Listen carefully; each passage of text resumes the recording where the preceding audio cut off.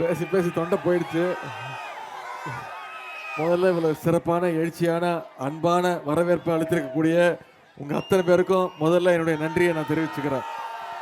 வர்ற சட்டமன்ற தேர்தலில் வர்ற ஏப்ரல் 23ஆம் தேதி சட்டமன்ற தேர்தல் உங்களுக்கு தெரியும். வர்ற சட்டமன்ற தேர்தலில் இந்த திருவையாறு சட்டமன்ற தொகுதியில் உங்களுடைய வெற்றி வேட்பாளர் தலைவர் உங்க இடத்துல ஒப்படைச்சிருக்கக்கூடிய வெற்றி வேட்பாளர் அண்ணன் துரை சந்திரசேகர் உதயசூரியன் சின்னத்தில் வாக்களித்து மிகப்பெருவாரியான வாக்கு வித்தியாசத்தில் ஜெயிக்க வச்சு சட்டமன்றத்தை ஏற்பாடு பண்ணுவீங்களா? செய்வீங்களா? நான் உங்ககிட்ட உதயசூரியன் சின்னத்துல வாக்கு கேட்டு வந்தேன். தெரியுது திருவையாறுல நீங்க ஏற்கனவே முடிவு பண்ணி வச்சுட்டீங்க. என்ன முடிவு பண்ணி வச்சிருக்கீங்க? என்ன சின்னம்? வெளியே காட்டி சொல்லுங்க, என்ன சின்னம்? உதயசூரியன் சின்னத்துல மிகப்பெரிய வெற்றியை கொடுக்கணும். பண்ணுவீங்களா?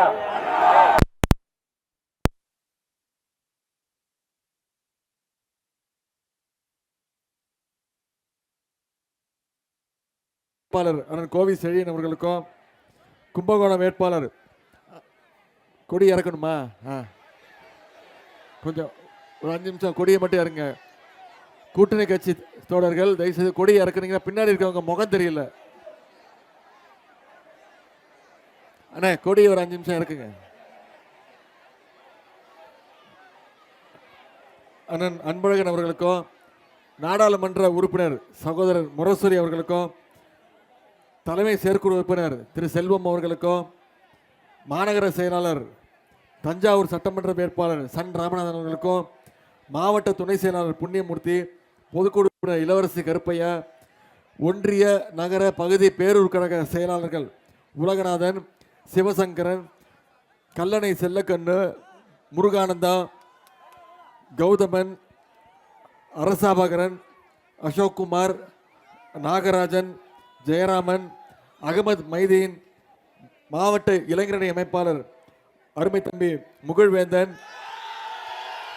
துணை அமைப்பாளர்கள் சுரேஷ், கார்த்திக், ஹரிதரன், இளைஞரணி உள்ளிட்ட அனைத்து சார்பணிகளைச் சேர்ந்த அனைத்து நிர்வாகிகளுக்கும், அதே மாதிரி நம்முடைய மதசார்பற்ற முற்போக்கு கூட்டணி கட்சி சார்ந்த நண்பர்கள், இந்திய தேசிய காங்கிரஸ், திராவிட கழகம், தேசிய முற்போக்கு திராவிட கழகம், இந்திய கம்யூனிஸ்ட் கட்சி, மார்க்சிஸ்ட் கம்யூனிஸ்ட் கட்சி, விடுதலை சிறுத்தைகள், மறுமலர்ச்சி திராவிட முன்னேற்ற கழகம், இந்திய யூனியன் முஸ்லீம் லீக், மனிதநேய மக்கள் கட்சி, மனிதநேய ஜனநாயக கட்சி, மக்கள் நீதி மையம், தமிழர் தேசம் கட்சி, தமிழ் புலிகள் கட்சி, எஸ்டிபிஐ, முக்குளத்தோர் புலிப்படை, சமத்துவ மக்கள் கழகம், மக்கள் விடுதலை கட்சி உள்ளிட்ட கூட்டணி கட்சியை சேர்ந்த அனைத்து நண்பர்களுக்கும், இங்கு பெருந்திரளாக வந்திருக்கக்கூடிய எனது அருமை தாய்மார்கள், அக்காக்களுக்கும், அம்மாக்களுக்கும், பாட்டிகளுக்கும், சகோதரிகள், உங்க அத்தனை பேருக்கும் முத்தமிழங்க டாக்டர் கலைஞருடைய உயிரினும் மேலான அன்பு உடன்பிறப்புகள் உங்க அத்தனை பேருக்கும் மீண்டும் என்னுடைய நன்றியை தெரிவிச்சுக்கிறேன்.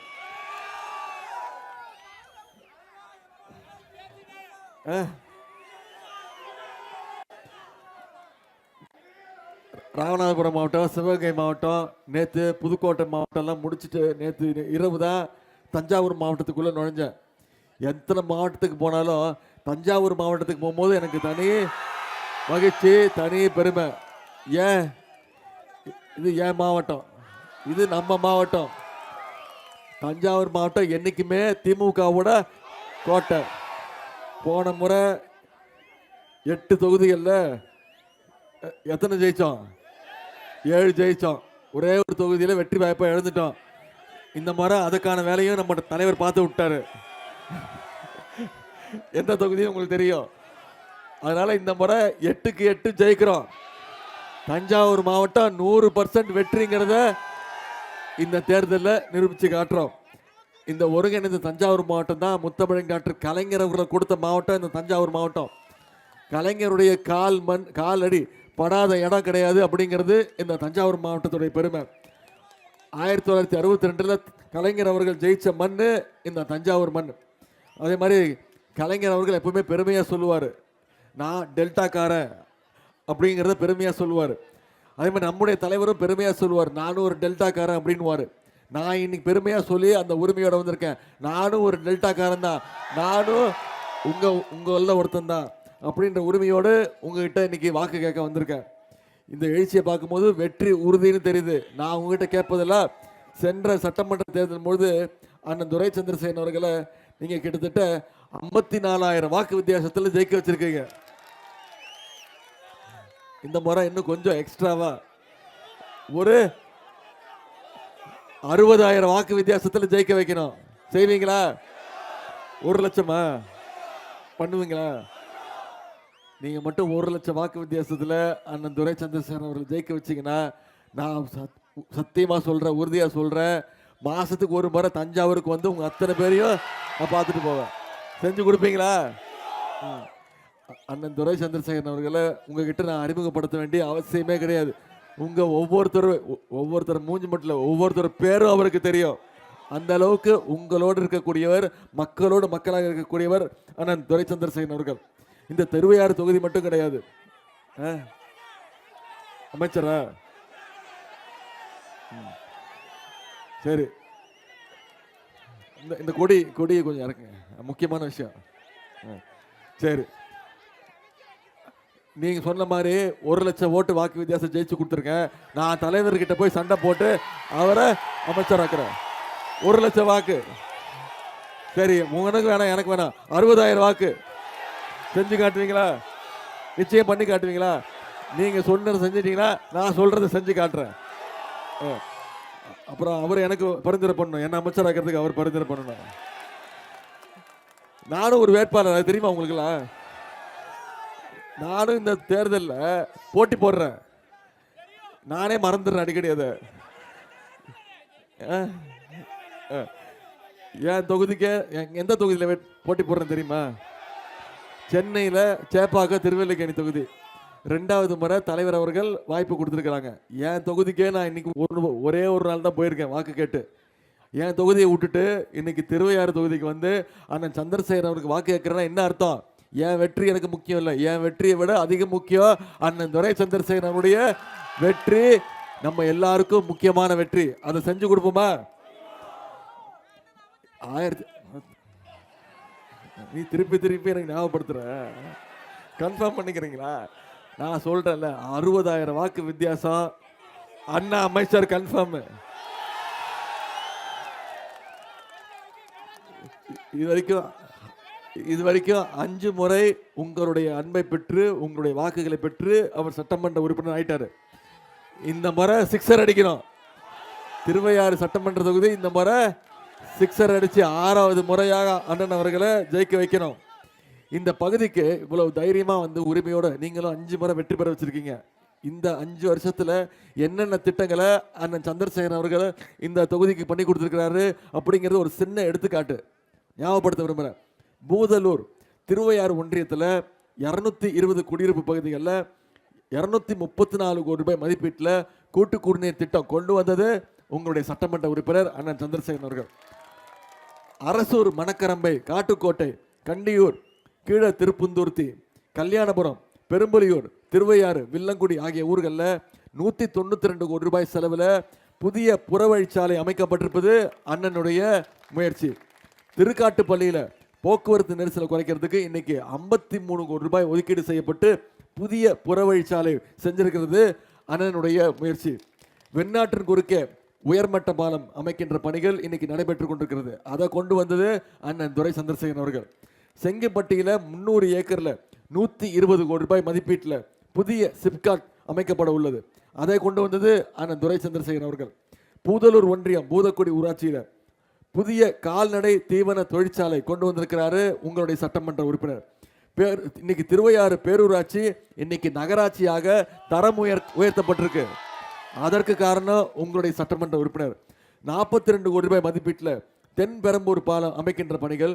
திருக்காட்டுப்பள்ளி அரசு கலை மற்றும் அறிவியல் கல்லூரிக்கு 25 கோடி ரூபாய் நிதியில் நிரந்தர கட்டடம் கட்டுகின்ற பணிகள் நடந்து கொண்டிருக்கிறது. திருச்சி மற்றும் தஞ்சாவூர் மாவட்டங்களை இணைக்கும் வகையில் கல்லணை கொள்ளிடம் ஆற்றின் குறுக்கே 90 கோடி ரூபாய் ஒதுக்கீடு செய்யப்பட்டு இன்னைக்கு புதிய உயர்மட்ட பாலம் அமைக்கப்பட்டிருக்கு. 3 கோடி ரூபாய் மதிப்பீட்டில் திருவையாறில் புதிய மினி இண்டோர் ஸ்டேடியம் உள் விளையாட்டு அரங்கு அமைக்கின்ற பணி.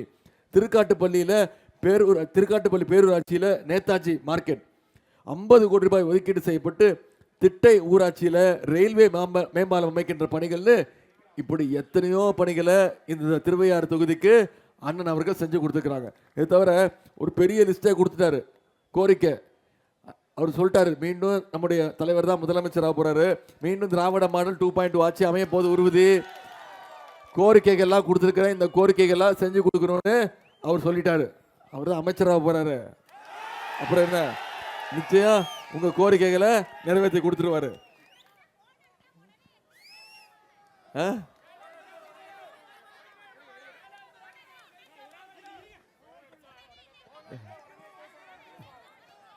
இதுக்கு மேல நான் உங்ககிட்ட வாக்கு கேட்கணுமா அந்த துரைசந்திரசேகர் அவர்களுக்கு? நீ போ தொகுதிக்கு போன்னு சொல்ற, உன் தொகுதிக்கு போய் நீ சேப்பாக்க திருமலைக்கு போய் நீ ஜெயிக்கிற வழியை பாருன்னு சொல்றீங்க, கரெக்டா? இருந்தாலும் என் கடமை இல்லை, உங்ககிட்ட வந்து என் உரிமையோட வந்திருக்கேன், உங்களை பார்க்கறதுக்காக வந்திருக்கேன். ஜெயிக்க வச்சிங்கன்னா ஒரு மாசத்துக்கு ஒரு வாட்டி வருவேன் வேற சொல்லியிருக்கிறேன். நான் என்ன, சரி நான் ஒன்னே ஒன்று சொல்றேன். நான் கடந்த ஒரு வாரமா மக்களை போய் சந்திச்சுக்கிட்டு இருக்கிறேன். ஒரு தொகுதியாக போறேன். தலைவரை அனுப்பிச்சு வச்சிருக்கிறாங்க. உதயநிதி வந்தாப்புல வந்து பேசினாரு, திட்டங்களை பத்தி சொன்னாரு. ஆனால் துரை சந்திரசேகரன் அவர்களுக்கு உதயசூரியன் சின்னத்தில் வாக்கு கேட்டாரு, கலைஞ்சு போயிட்டாரு, நம்மளும் கலைஞ்சு போயிடுவோம் அப்படின்னு போயிடக்கூடாது. 23ஆம் தேதி தேர்தல். இன்னைக்கு என்ன தேதி? 6ஆம் தேதி. இன்னும் எத்தனை நாள் இருக்கு? 17 நாட்கள் இருக்கு. நம்முடைய கைகளில் 17 நாட்கள் இருக்கு. இந்த 17 நாட்களும் நம்ம ஒவ்வொருத்தரும் ஒவ்வொரு வீடாக போய் ஒவ்வொரு வாக்காளரையும் சந்திச்சு வாக்கு கேட்குறோம். நம்முடைய திட்டங்களை சொல்லணும். போன முறை என்னென்ன செஞ்சுருக்கிறோம், கடந்த 5 வருஷத்தில் நம்முடைய முதலமைச்சர் என்னென்ன திட்டங்கள் கொடுத்துருக்கிறாரு. போன சட்டமன்ற தேர்தலில் நம்ம சொன்ன வாக்குறுதி என்ன? முக்கியமான வாக்குறுதி. ஆட்சி பொறுப்பேற்றோன்னு நம்ம தலைவர் போட்ட முதல் கையெழுத்து என்ன கையெழுத்து தெரியுமா? மகளிருக்கான விடியல் பயண திட்டம், மகளிருக்கான கட்டணமில்லா பேருந்து திட்டம். இன்னைக்கு ஒவ்வொரு மகளிரும் மாசம் 900 ரூபாயிலேருந்து 1000 ரூபா வரைக்கும் சேமிச்சிருக்கிறாங்க இந்த கட்டணமில்லா பேருந்து திட்டத்தின் மூலம். அதே மாதிரி கல்வி முக்கியம், எல்லாரும் படிக்கணும், எல்லாரும் பள்ளிக்கூடத்துக்கு வந்து படிக்கணும்னு, பசியோடு இருக்கக்கூடாது, குழந்தைங்க பள்ளிக்கூடத்துக்கு வந்தால் பசியோடு இருக்கக்கூடாதுன்னு முதலமைச்சர் காலை உணவு திட்டத்தை நம்முடைய தலைவர் அறிமுகப்படுத்தினார். இந்தியாவிலேயே முதல் மாநிலம். இன்னைக்கு 1ஆம் வகுப்புலேருந்து 5ஆம் வகுப்பு வரை படிக்கக்கூடிய அனைத்து குழந்தைங்களுக்கும் காலைல பள்ளிக்கூடத்துக்கு வந்தாங்கன்னா முதல்ல தரமான காலை உணவு, அதன் பிறகு தரமான கல்வியை கொடுத்துருக்குறோம். சரி, பள்ளிக்கூடத்துக்கு வர வச்சுட்டோம், கல்லூரிக்கு போக வேணாமா? மேற்படிப்பு படிக்கக்கூடாதா? அதுக்காக நம்முடைய முதலமைச்சர் கொண்டு வந்தார் கல்வி ஊக்கத்தொகை திட்டம். அரசு பள்ளியில் படித்து எந்த கல்லூரியில் போய் படித்தாலும், தனியார் கல்லூரியாக இருந்தாலும் சரி, அவங்க ஒவ்வொருத்தருக்கும் கல்வி ஊக்கத்தொகை மாதம் 1000 ரூபா நம்முடைய முதலமைச்சர் கொடுத்துருக்கிறார். 13 லட்சம் மாணவ மாணவிகள் இந்த திட்டத்தில் பயன்பெற்றிருக்கிறாங்க. இப்படி பல திட்டங்கள். அதே மாதிரி நான் முதல்வன் திட்டம். இப்போ சமீபத்தில் போன மாதம் 2 மாதத்துக்கு முன்னாடி நம்முடைய முதலமைச்சர் 10 லட்சம் கல்லூரி மாணவ மாணவிகளுக்கு இலவச லேப்டாப் திட்டத்தை அறிமுகப்படுத்தி ஒரே மாசத்துல கொடுத்து முடிச்சிருக்கிறோம்.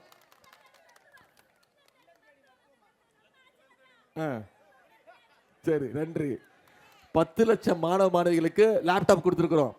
அதிமுக ஆட்சியில் பள்ளிக்கூட குழந்தைங்களுக்கு கொடுத்தாங்க, அப்புறம் 2019 நிப்பாட்டிட்டாங்க. நம்முடைய முதலமைச்சர் பள்ளிக்கூட குழந்தைங்களுக்கு கொடுப்பதை விட கல்லூரி மாணவ மாணவிகளுக்கு கொடுத்தா லேப்டாப் பயனுள்ளதாக இருக்கும்னு முடிவு செஞ்சு இன்னைக்கு 10 லட்சம் மாணவ மாணவிகளுக்கு லேப்டாப் கொடுத்துருக்குறோம். இது எல்லாத்த விட மிக மிக முக்கியமான திட்டம், உங்களுக்கு எல்லாருக்கும் தெரிஞ்ச திட்டம். சென்ற சட்டமன்ற தேர்தலில் நாம் சொன்ன வாக்குறுதி கலைஞர் மகளிர் உரிமை தொகை திட்டம்.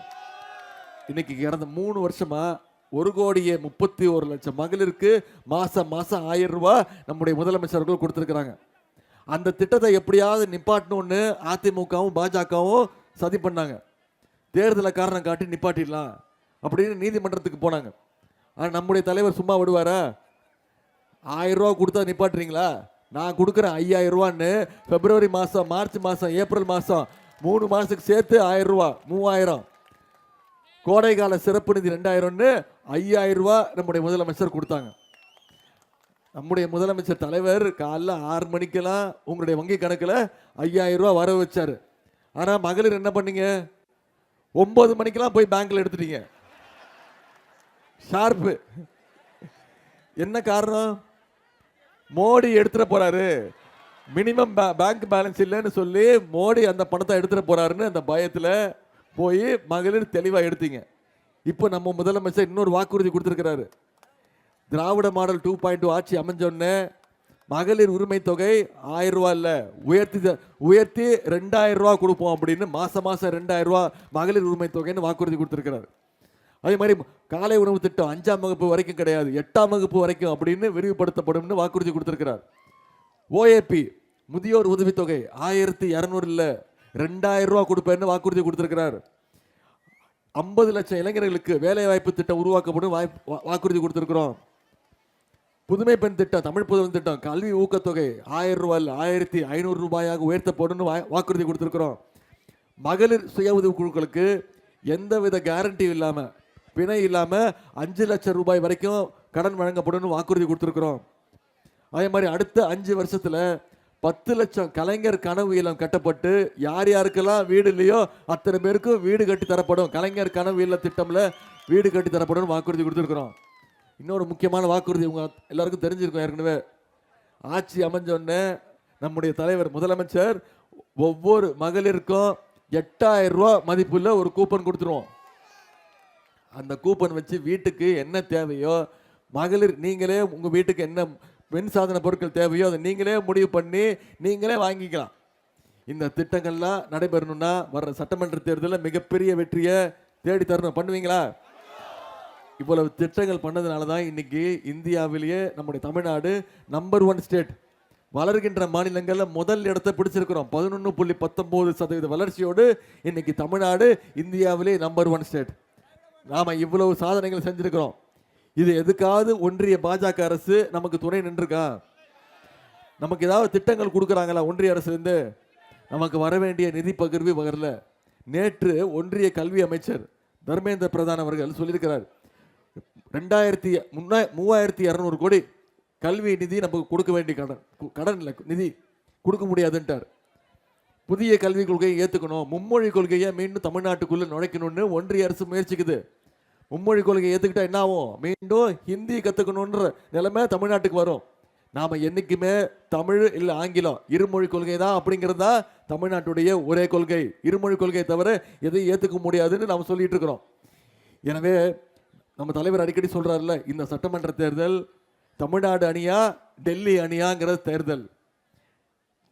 இதில் தமிழ்நாடு அணி நாம் மீண்டும் ஜெயிச்சு காட்டணும், டெல்லி அணியை வீழ்த்தி காட்டணும். டெல்லி அணின்னு சொல்கிறோமே, யார் டெல்லி அணி? மோடி. அவர் கூட யாரு? அவருடைய நம்பர் 1 அடிமை. அவர் என்ன சொல்லிட்டு இருக்காரு தெரியுமா? என் மேல பயங்கர பாசம் அவருக்கு, என்னை பத்தியே நினைப்பு. ஜாடிக்கு ஏத்த மூடி மாதிரி இன்னைக்கு மோடிக்கு ஏத்த ஒரு அடிமை தான் திரு எடப்பாடி பழனிசாமி அவர்கள். போட்டோ காட்டணுமா? அவர் சொல்றாரு, உதயநிதிக்கு அனுபவமே இல்லை, என்னுடைய அரசியல் அனுபவம் அவருடைய வயசு அப்படின்ட்டார். ஆமா, நான் அவரை விட சின்ன பையன்தான்.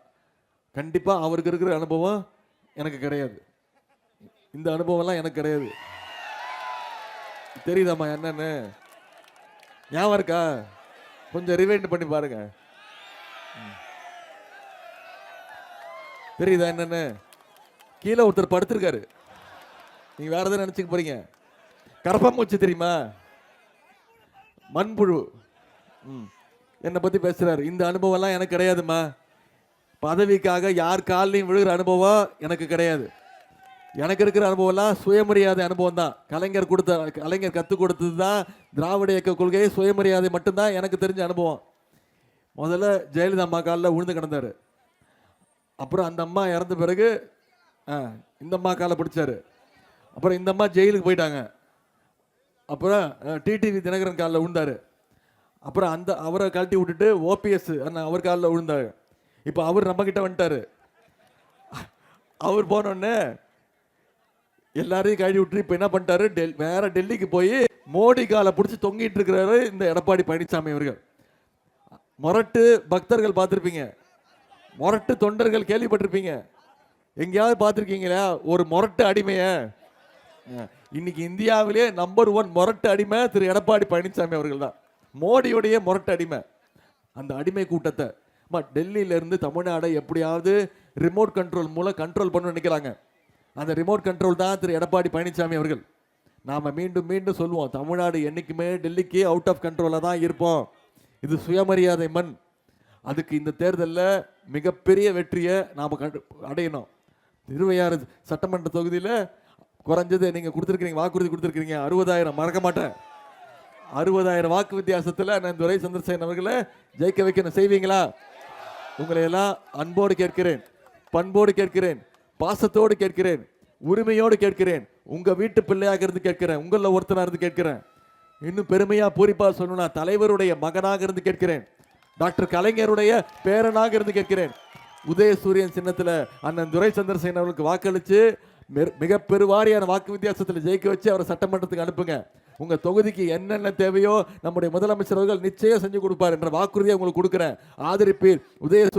உதயசூரியன் உங்கள் அன்புக்கும் வரவேற்புக்கும் நன்றி நன்றி நன்றி.